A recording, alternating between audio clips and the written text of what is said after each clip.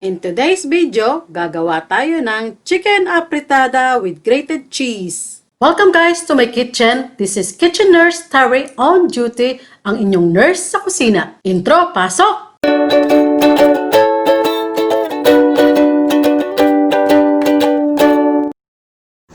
Ganito guys, magluto ng manok. Merong mga maliliit dyan, ano mo na naman ng konting mainit na tubig para yung parang dilaw na nakadikit sa skin, mawala. Kasi yun, malansa yan. Yan, yung mga yan, dilaw-dilaw na yan, oh. Yan yun, yung parang nakadikit pa yan sa skin, eh. Yung mga dilaw-dilaw na yan, oh, natatanggal yan. Ganyan ang paglinis ng chicken. So, tatanggalin yan kasi, kung papansin nyo, pagka inawakan nyo, may medyo madulas. Ayan, oh. Yan, tatanggalin nyo yan, guys. Yan. Yan ang malansa sa manok. Tatanggalin nyo yan. Pag natanggal nyo yan, hawakan nyo uli yung manok at hindi na ganun kadulas. Yan o. Yan ang dapat tinatanggal guys. O, yan. Madali naman tanggalin yan. Lagyan nyo lang ng konting mainit-init na tubig at matatanggal na yan. Ngayon, pag natanggal nyo yan lahat, hugasan nyo uli. Tapos, lagyan nyo ng suka. Masahihin nyo ng suka. Asan yung suka na? So, lagyan ng suka. Ganyan guys. O. Masahihin nyo lang ng suka.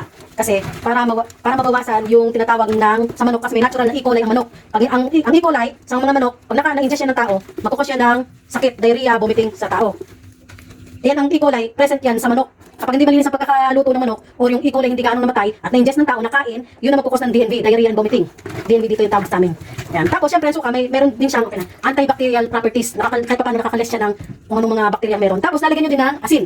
Ilarap nyo din siya ng asin guys. Sige. Ganyan. Ilarap nyo lang siya. Ganyan. Para lang kayo nagmamasahe. Si panak. Okay, that's enough. Thank you. O, ganyan lang guys. Para mawala yung lansa. At pagkatapos, tsaka nyo hugasan.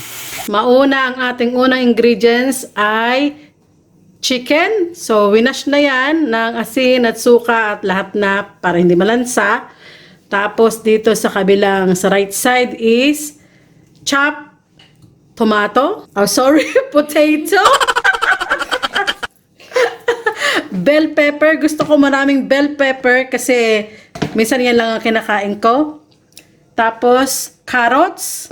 Pwede nyo dagdagan yan guys, pero kasi ako lang kumakain ng carrots, kaya medyo konti. Pero pwede nyo dagdagan yan. Tapos, ito yung nag-chop doon ako ng tomato, yung maliliit na tomato. Tapos, dried tomato. Well, tomato. Whatever. Yan. Kamatis. Kung baga sa Tagalog, kamatis guys. Wait. Yan, dried. Nasa ano siya, nandyan. Sun-dried tomatoes. Para nakasoak siya sa oil yata yan. Tapos, syempre, may sibuyas, kamatis na maliliit, yung sun-dried tomato na kamatis, at saka sibuyan.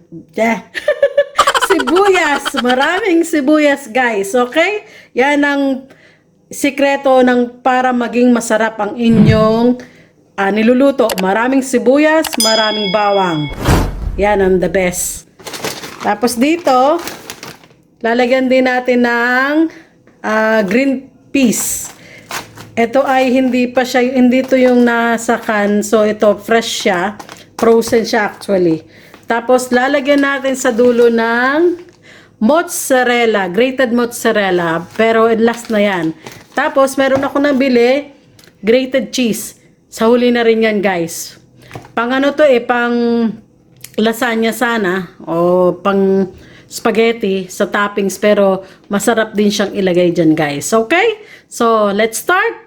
Okay, habang hinihintay natin, guys, uminit ang pan natin. Nakalimutan ko sabihin, pampalasa is, naglalagay ako normally ng patis or asin, at saka paminta. So, depends sa inyo. Kung gusto nyo patis, go for patis. Kung gusto nyo asin, go with asin.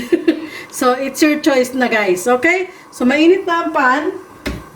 I'm gonna use, syempre, huwag kalimutan ang oil. So, gagamit ako ng olive oil. Para medyo mas pula siya. Tsaka kahit mapadami, okay lang kasi healthy naman siya. Good for your heart. So, okay guys, mainit na ang pan. Ilagay na natin ang bawang. Okay? Una muna ang bawang guys. Alam ko mas marami pang mas magagaling sa akin magluto, pero itong style ko, so pwede nyo rin gayahin guys. Para maiba naman. Malay nyo, mas masarap pala yung luto ko. Joke lang. Sige pa. Until golden brown guys, okay? Ang olive oil ay isa sa mga healthy oil na pwede natin gamitin guys. Bakit? Kasi ang olive oil hindi siya namumuo. Kung itatry nyo ilagay sa fridge siya, hindi siya mamumuo talaga. Natry ko na yan guys. Hindi talaga siya namumuo. Kaya very unsaturated. So susunod is sibuyas. Ano kung magugustuhan ng mga anak nyo. So, halimbawa ay gusto ng ganyan, di go for it. Katulad ng afritada, pwede nyo din lagyan ng ginayat na hotdog. Pero hindi na kami maglalagay kasi okay na to, marami na ang saltak niyan. Tapos nyan guys, okay na yan kasi parang medyo transparent na yung sibuyas. Ilagay nyo na ngayon yung, pagsabayin mo na yung fresh tomato at saka yung kamatis at saka yung dried. Yan. Okay? So, yung isa pa is, ano tawag rito? Tomato paste. Kasi, ito ang ginagamit ko kasi mas puro siya kaysa dun sa ketchup. So, by the look of it, guys, talagang kitang-kita yun na madalas kong ginagamit, oh. Kasi wala na. Para siyang, toothpaste. Yan ang ginagamit ko, puree. Tomato puree. So, okay na yan, guys. Huwag nyo na masyadong haluin. Tamang-tama na yan. Ang sunod natin, guys, is ang mahiwagang chicken. Ayan.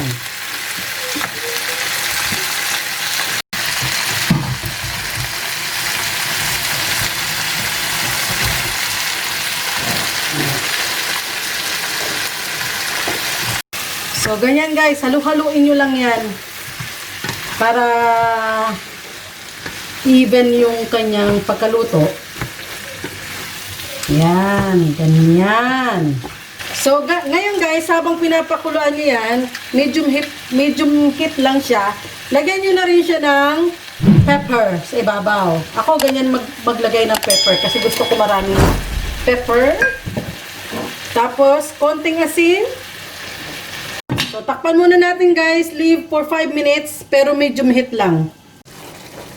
So, yan guys. Babalik ta rin ko na. Haluin ko na guys. Yan. That smells nice. Lumalabas ngayon na yung kanyang mantika. Pero ito, kasi dahil mahilig ang mga bata sa sabaw, dadagdagan ko pa ito mamaya.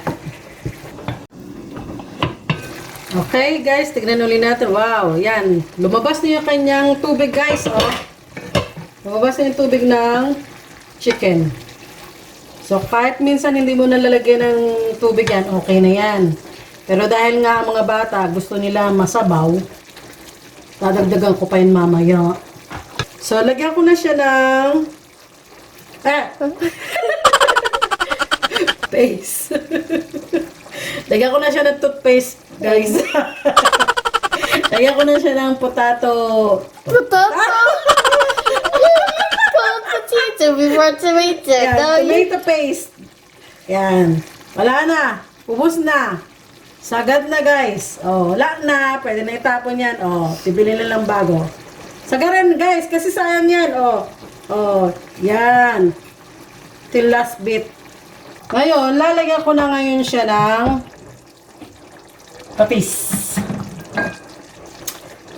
Tansyahin nyo guys kung yung patis nyo, depende sa panlasa nyo yan. Pero lalagyan ko na siya para manuot yung patis sa pumasok sa loob. Okay? Minsan yung iba ginagawa para medyo din siya, nilalagyan din ng toyo. Konti lang ako maglagay. Ayan, ganyan lang guys. Para medyo mapula.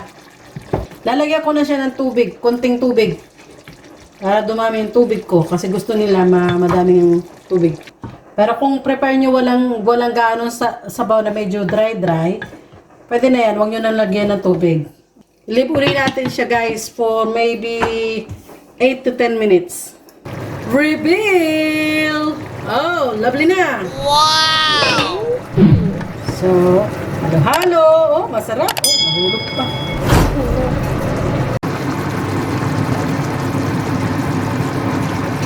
Okay.